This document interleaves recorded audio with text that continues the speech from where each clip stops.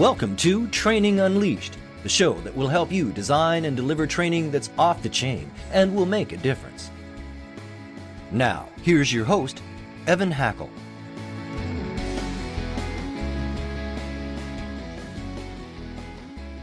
Hello, everyone, and welcome to another exciting edition of Training Unleashed. I want to start off and thank my sponsors, C-Suite TV and C-Suite Radio.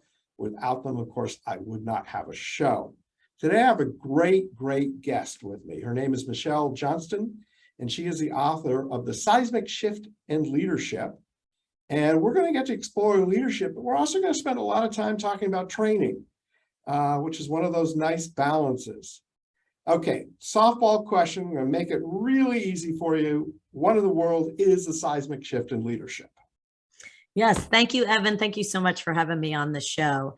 As an executive coach and a professor who teaches leadership at Loyola, I saw throughout the years that old command and control style, which was much more authoritarian and transactional, that had been the norm for decades, was no longer effective. And I saw leaders getting pushed out of organizations. And so it was like a lightning bolt that hit me and said, oh my gosh, we're in a seismic shift. And I really wanted to help, because the fact of the matter is, Evan, that also had been me. I had subscribed to that authoritarian leadership style in the MBA classroom, thinking that's what it took to be successful. And I didn't have connection with my students. And I realized that I needed to change. And this was years ago, to be successful, a successful faculty member. And then I start seeing it in corporate America. And then I start looking at training programs, and they're still teaching more of the command and control style of management and leadership. And that's why I wrote the book, because there is a seismic shift and we have to adapt. So what are we shifting to? What is the thing?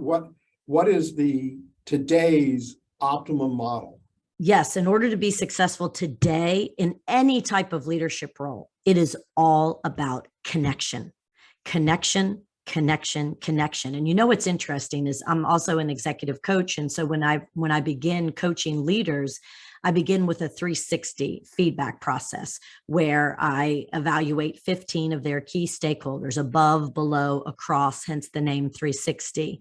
And what I was finding in the data is that the leaders who were getting pushed out did not have connection with their teams. Their teams didn't trust them. Their teams thought they were inauthentic, sometimes fake. Who is this person?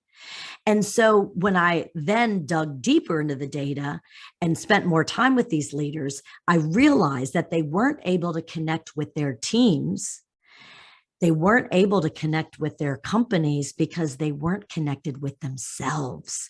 They were trying to be somebody who they weren't, like a mask of perfection. They were trying to walk into the office or walk into a Zoom, putting on this professional act, shall we say, of what they thought leadership or management looked like. And most of the times it was that command and control, do what I say, and there wasn't connection.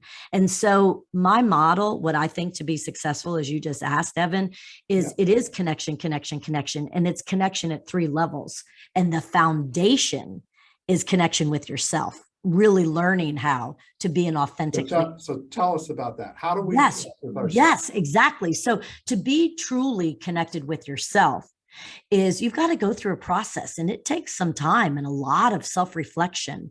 And I had to work on it for years because I kept trying to emulate this team I'd put together of my colleagues who were older men and who were so successful in the MBA classroom. They were getting Faculty Member of the Year's awards. The students adored them. I adored them. I idolized them. So I would walk into the classroom and I would wear this mask and I would act like them, right? And it wasn't until I gave myself permission to be myself. But first and foremost, I had to figure out who I was and what my strengths were. And so I did a lot of assessments. I had to own my story. And that's what I do now with all of the leaders that I coach and all the students that I teach. We spend a lot of time owning your story. Who are you? Where are you from? What's a significant life event that made you who you are today? What did you learn from that? How did it shape you? What are your superpowers? What are your strengths? And once you you really understand yourself, then you're comfortable in your own skin. And once you're comfortable in your own skin and you're comfortable speaking up, and then you bring your whole self to work, then all of a sudden you're more interested in others and their development than you are of being liked. So it's not about you being liked, it's about you connecting with others. And what is the second connection? Yes, great question. So you have this, now you've gone through all the work. And again, it takes a while. And it was a huge risk for me when I was in my 30s of, oh my gosh, I really am going to show up as me, and once you take the risk, and then and only then, Evan, was I successful in the classroom. Once I said, okay, what type of communicator am I? I have an assessment that I developed on my first sabbatical, and there's a chapter in my book on it. It's owning your communication style. Who are you? How do you show up as a communicator? What are your defaults? So I knew that I was high action and high people. I also knew that I probably was a little bit more enthusiastic at 8 a.m. in the mornings than they were used to. I also knew that I was nurturing, and I was more of a coach and a facilitator. And so for years, I'd been suppressing those qualities, thinking that wouldn't be successful. But then all of a sudden, I'm like, okay, I'm going to go into the classroom and I'm going to tell them, I am here to coach you. I see all of you as A students until you prove me wrong. Together, let's create a positive learning environment that we can learn and grow from each other. We can share feedback. It's all about involvement, engagement, role plays. And so I had to take that huge risk to go in and do things differently that were more me and felt authentic. And once I did that, then I was connecting with those around me. So that's that second level of connection with your team. I love what you're saying.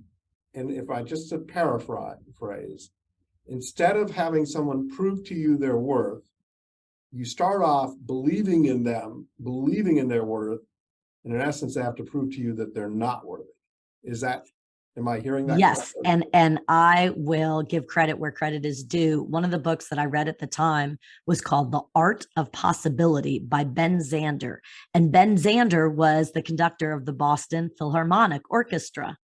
And he went through this landmark program, and he did a video, and he ended up writing a book because it totally changed his philosophy and outlook on life. And it made him a better conductor, because before he had conducted by fear. And so his musicians were scared. His students in his classroom were scared. And then he realized, why don't I walk in and see my musicians as all A students? And I'm there to support them. And if they make a mistake, it was so cute. I'll never forget this video in this book. It was so influential. And so now Ben Zander would stand up and he would say, if a musician made a bad mistake, he would say, how fascinating. Let's learn from it. And so he created this positive environment where it was okay to make mistakes. He was there to support them and encourage them, and it changed everything. And when I read that book and I realized that was more my personality, and that's who I wanted to show up as, not pretending to be this other authoritarian style that didn't work, that's that level 2, that connection with others. But it's only because you do the hard work of connection with yourself. Nice. Okay, third type of connection. So if you can picture an office building and you have that foundation of connection with yourself, and then you're able to show up as yourself and connect successfully with others, then you have the connection with the organization. And this is what surprised me the most. I interviewed 18 leaders from around the world to really, piece apart and deconstruct connection. What are we talking about? Tell me about failures. Tell me about successes. And when I asked CEOs in particular, and there's one in New Orleans called Warner Thomas is his name, and he's the CEO of what's now a 40,000 person health system, and he's grown it exponentially. And I said, Warner, tell me about how you successfully connect with Auctioner, your organization. And this is what surprised me. I didn't see it coming, and I ended up writing a chapter on it. He said, it is about owning your calendar. Who are the stakeholders around you that will enable your success, that you need to be successful?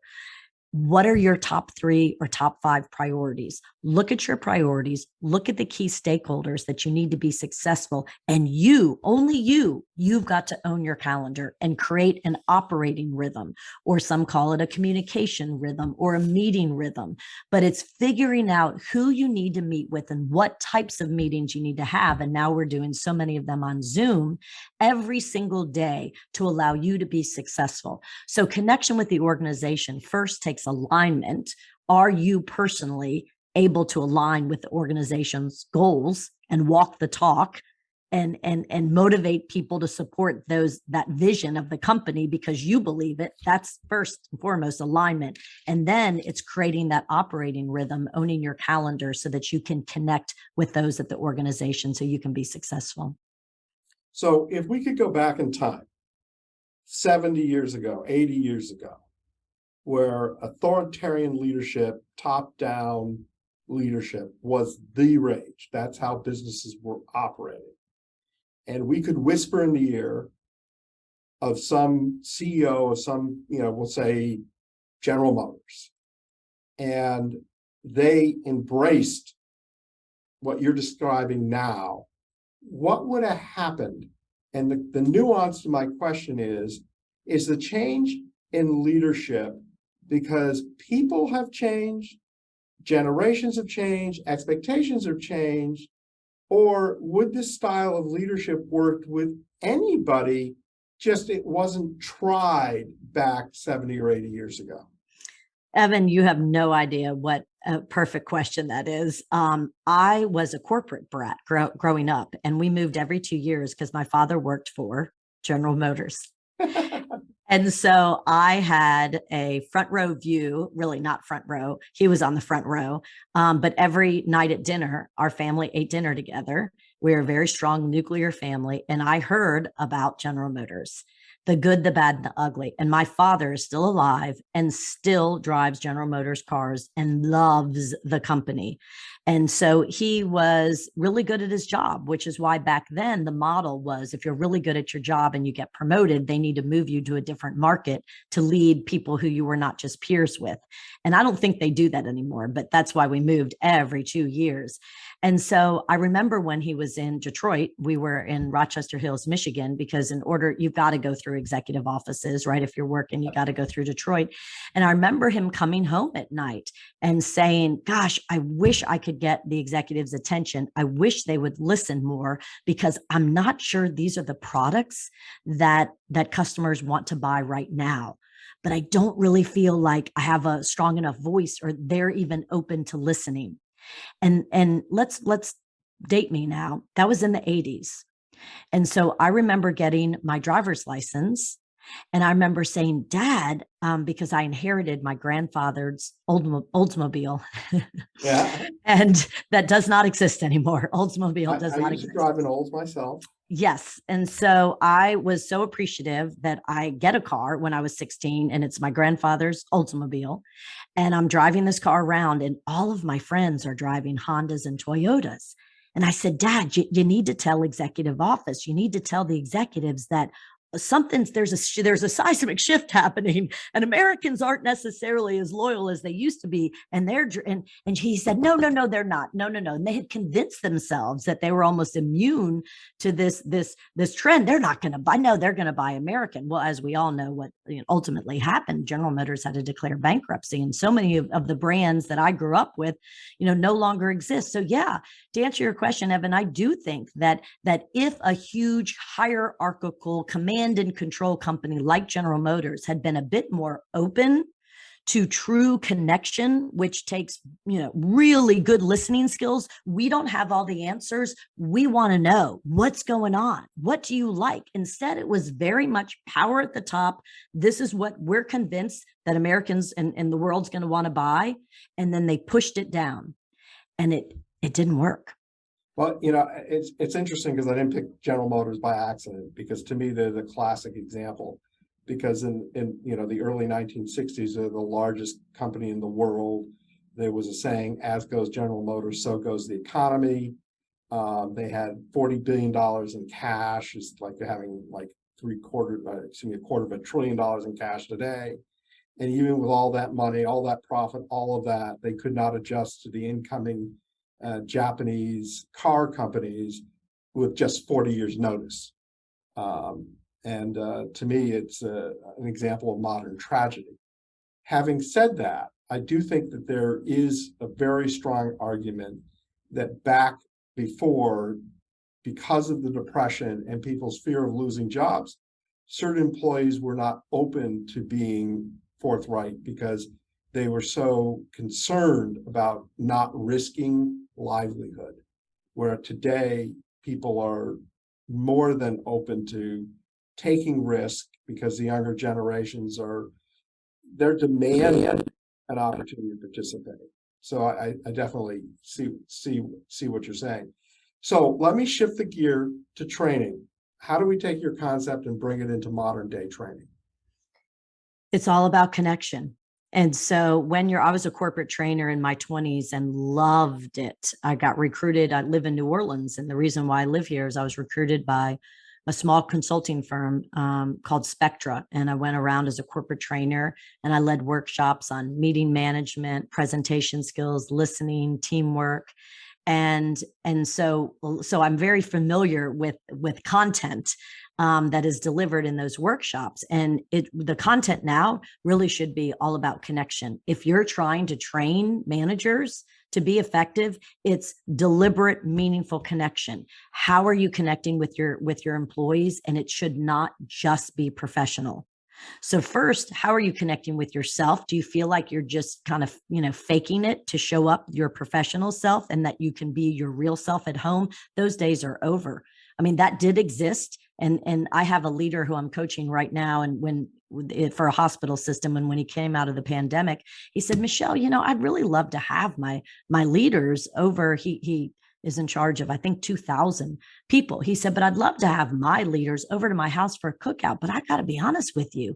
He said, my last job, my boss told me, no, no, no. You have your professional self and you have your personal self, and those two don't mix. I said, we'll call him Gary. Those days are over. Invite your people over for a cookout. He said it was the best thing that he ever could do to establish meaningful connection. And so we're all going really hard, and we do have to talk about the priorities and increasing revenue and how are we going to be innovative. All of those items are still on the agenda. However, in order to train managers right now, any sort of leader, it's got to be, what are you doing to create psychological safety with your team, to create trust, and to embed meaningful connection, not just for you to connect with your team, but on Zoom or on Teams. How do you create that environment of psychological safety and trust and connection with each other? Because then and only then are you going to get that high level team peak performance that we all want out of our teams. We all still rely on teams. How are you going to get it in this hybrid virtual environment? You have to embed meaningful connection. So let's take the concept that you have, and let's just say for the moment, you're heading up a training department for, $1 billion company. And, your role isn't just to train people on leadership, but, you've got to train people on, safety, how to use equipment, processes, procedures, software, all of these things. How do you take this concept of connection into the development of the curriculum and what you're going to offer and how the training is going to execute? Yeah. So one of the things that I learned, I've been so fortunate, and Marshall Goldsmith, who is the #1 executive coach in the world, and he's my official mentor, and he invited me to be a part of this group called the 100 Coaches, the top global coaches, and we're on Monday morning calls. And what we do, and we begin with a icebreaker where a connection question, where we go into breakout groups and we get to know each other in the breakout groups through this question, it could be easy as, give me a high and a low, or, give me, what are your summer plans? Just something on a personal level. And then you kind of come back to the big group you go through the agenda, right? And then you might end with what are the takeaways and what are you most grateful for? So much of what I'm advocating, to be honest with you, Evan, in running meetings today goes back to my days as a corporate trainer of what we know you need to do to get people to learn. Adults learn by doing. Adults learn by connecting. I mean, those in-person trainings were fantastic because you had so many exercises in your tables to connect with each other, to go through role plays, to write it up on the flip chart. We need to simulate those conditions again and figure out how to do it virtually, because that's what I mean by connection. We don't really learn at that higher level when we can teach somebody these skills until we're comfortable, not just with the material, but with each other. And so that's what I mean by creating deliberate. Yep. To paraphrase, what you're saying is that our training systems shouldn't be all reliant on one directional training. Standard e-learning, talk at you, webinars or Zoom meetings, that they should be really focused on a blended learning where people have an opportunity to literally connect, ask questions, do interactive things so that they feel the training. Absolutely. Yes. As a matter of fact, I'm even telling leaders who run meetings on Zoom that if you think that you can just show up and you sent everybody the agenda and it's one-way transactional, boom, boom, and you've accomplished your goals, you didn't. And so, yes, that's exactly what I'm saying, Evan, is we need to create these moments of beautiful connection and it can be related and it should be related to your topic. So say you're delivering a workshop on innovation, creativity and innovation. Well, then the icebreaker, or what I call the connection question, is tell me about like the most embarrassing mistake you've made. And we did that with a big CFO who just got on stage because that's what he's trying to get his employees to take risks so that they can be the most innovative company right now. And he said his opening story was, he goes, I made a $25 million mistake and I'm owning it. I thought we were going to go one way on the strategy and it didn't work out and we had to pivot. And thankfully, my boss didn't fire me. I still have my job and we learned a lot from that mistake. I don't want you to make $25 million mistakes. We would not still be in business, but I want you to know that it's okay to make some mistakes. You've got to take the risk if we're going to be innovative. So that's what I'm advocating, is just beginning with again, assuming that you're on Zoom and these breakout groups with a question that relates to the topic, that you can form these smaller communities. I just delivered a keynote and there were, oh gosh, I think 900 people. I wasn't able to put them into the little breakout groups, right?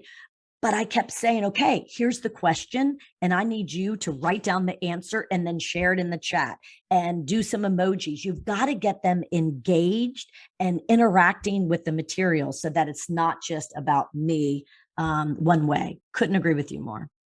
Cool. Michelle, this has been great. You're clearly passionate, which I love. And I strongly concur with your whole concept of connection and the seismic shift that you're seeing in leadership. People are interested. They want to know, how can they connect with you? What types of people do you reach? I know you've got a book. I know you're a professional speaker. Tell us a little bit more about yourself and how people can reach you if they want to connect with you. Absolutely. Yeah, you can go to my website, Michelle with 2 L's, michellekjohnston.com, and it's Johnston with the T. So michellekjohnston.com. And I have, there's a link to buy the book. And I just launched my own podcast called The Seismic Shift. And you can access that there, and all of the podcasts that I'm on a podcast tour and a speaking tour right now. I just worked with one of my favorite new clients, Qualcomm. Their whole thesis is connectivity, their whole mission, their whole mantra. And so it's really good alignment. And so I have all kinds of great resources and information. Of course, my book is you can buy it on Amazon. It's an Amazon bestseller, which I'm so excited about and just feel incredibly grateful. So yes, please, on my website, there's a way that you can reach out and contact me. I would love to hear from you. I'm also on LinkedIn as well. Fantastic. Okay, we're back to my favorite part of the show, which is if you had one tip to share with our audience, what would that one tip be?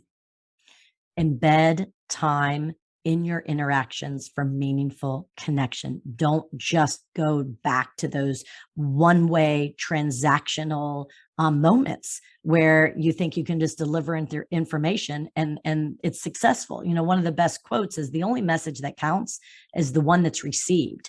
And the only way that we're all going to figure this new world of work out is it's not happening organically, these connection moments. And so embed time to meaningful connect. I'll end with this. One of the leaders in my book is the global president of Kind Bars, Kind, the snack bars. And I just interviewed him for my podcast. And I said, Juan, his name is Juan Martin. I said, Juan, you're the global president. You've got people all over the world. How in the world are you connecting in this virtual environment? And he lifted up his cup of espresso. And he said, Michelle, I'm a European. He's from Spain. He said, I love my espresso. My people know that when they show up for meetings with me, we're going to spend at least the first 10 minutes having a cup of coffee together and just connecting. And I found that beautiful. So embed time to meaningfully connect. You know, it's interesting you say this. I was at a European trade show, and every booth I went to, the first thing they did is offer me coffee. And it's like, how much coffee can one drink in a day? But it's not about the coffee, it's about the connection. So I think your example is great. And I love the idea of embedding time and planning for it. I think a lot of people, they confuse speed with effectiveness, because effectiveness is more than how fast you do something, it's how well you do it. And what you're describing is creating the connections so that people are more effective in communicating, more effective in buy-in, more effective in listening. And these are all great points. So I want to thank you very much for being a guest. I want to thank our listeners, as literally you make the show. And of course, I want to thank my sponsors, C-Suite TV and C-Suite Radio.